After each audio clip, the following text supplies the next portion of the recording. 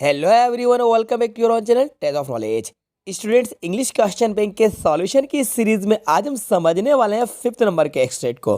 तो वीडियो को एंड तक जरूर देखिएगा, वीडियो को बिल्कुल भी स्किप नहीं कीजिएगा, क्योंकि स्टूडेंट ये जो सीरीज चलाई जा रही है सिर्फ और सिर्फ आपकी वजह से ही चलाई जा रही है।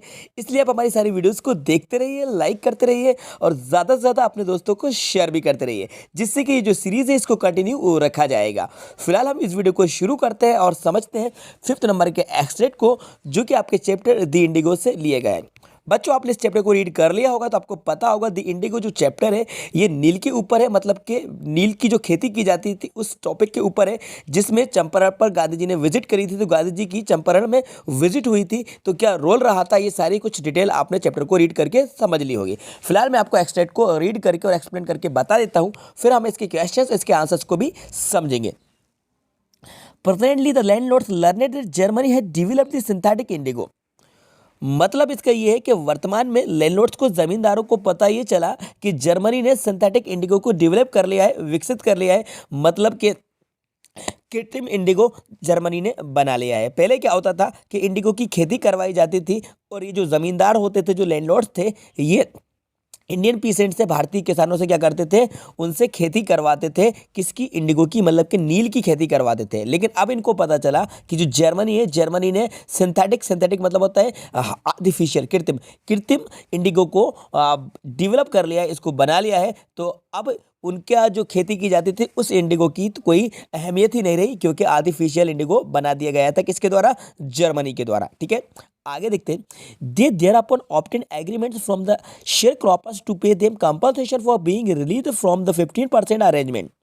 अब देखिए, इसका मतलब ये है कि अब इसके बाद अब वो जो एग्रीमेंट इन्होंने कर रखा था, कि एग्रीमेंट क्या था, इसको समझ लीजिए कि 15% नील की खेती की जाएगी किसानों के द्वारा उनकी ज़मीनों पर। मतलब जो ज़मींदार, जो लैंडलॉर्ड होते थे, उनकी ज़मीनों पर 15% खेती नील की करनी होगी। ये टाई अप था, ये उनका एग्रीमेंट था किसानों के साथ। तो अब ये उस एग्रीमेंट से इनको रिलीज़ करना चाहते थे, क्योंकि अब उनको उस नील की खेती की ज़रूरत नहीं थी, क्योंकि जर्मनी ने ऑलरेडी डेवलप कर लिया था, सिंथेटिक इंडिगो को डेवलप कर लिया था। तो अब वो चाहते थे कि जो पीसेंट्स हैं वो इनको कंपनसेशन से, मतलब कि क्षतिपूर्ति दे, जिससे कि वो 15% का जो एग्रीमेंट है, जो अरेंजमेंट है, उससे उनको मुक्ति दे दे, उससे उनको आज़ादी दे दी जाए। The share cropping arrangement was accept to the peasants and many sign willingly. तो अब देखिए, इसके बाद क्या होता है कि वो जो शेयर क्रॉपर थे, मतलब जो बटियादार थे, तो वो बटियादार पहले से ही ये जो अरेंजमेंट था इससे दुख थे। मतलब कि ये जो दुखदाई वाली व्यवस्था थी जो उनके लिए चलाई जा रही थी, तो वो उससे मुक्ति चाहते थे। तो उन लोगों ने विलिंगली साइन कर दिए। कुछ जो पीसेंट थे उन्होंने क्या कर लिए, विलिंगली होकर उन्होंने साइन कर दिए। Those who resist engage words, वो लोग जो जिन्होंने लायर्स को हायर कर लिया, जो इससे मुक्ति नहीं चाहते थे, तो लैंडलॉर्ड ने ठग्स को हायर कर लिया, मतलब गुंडे मवालियों को बुला लिया, जिससे कि उनको मुक्ति देने के लिए और उनसे कंपनसेशन लेने के लिए फोर्स किया जा सके, उन पर दबाव बनाया जा सके। ठीक है। Meanwhile the information about the synthetic indigo reach the illiterate peasants who had sign. अब इसी बीच क्या होता है कि ये जो खबर है सिंथेटिक इंडिगो की, वो अनपढ़ किसानों के पास भी पहुंच गई। इलिटरेट पीसेंट मतलब होता है अनपढ़ किसान, तो अनपढ़ किसानों के पास भी ये खबर पहुंच गई। ठीक है।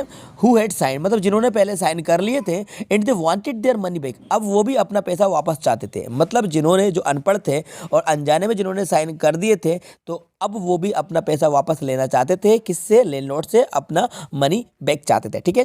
At this point Gandhi arrived in Champaran, इसी वजह से इस मुद्दे पर गांधी जी चंपारण आए। ठीक है, क्योंकि जो इनजस्टिस किया जा रहा था, जो पीसेंट्स के साथ जो नाइंसाफी हो रही थी, उस नाइंसाफी के लिए गांधी जी चंपारण पहुंच गए। ठीक है। He began by trying to get the fact, अब वो तथ्य को जानने की कोशिश करने लगे। मतलब कि जो फैक्ट थे, फैक्ट्स को जानने की वो कोशिश करने लगे। गांधी जी के आखिरकार किसानों के साथ क्या नाइंसाफी की जा रही। First he visited the secretary of the British landlords association, तो सबसे पहले वो ब्रिटिश लैंडलॉर्ड एसोसिएशन की सेक्रेटरी के पास पहुंचे। कौन? Gandhi ji. The secretary told him that they could give no information to an outsider, तो वो सेक्रेटरी ने उनसे क्या कहा कि वो किसी बाहरी को कोई जानकारी नहीं देंगे, कोई इन्फॉर्मेशन नहीं देंगे। मतलब कि गांधी जी को बाहरी कहा कि आप बाहरी इंसान हैं, तो हम किसी बाहरी इंसान को, किसी आउटसाइडर को हम कोई भी इन्फॉर्मेशन नहीं देंगे। Gandhi ji answer that he was no outside.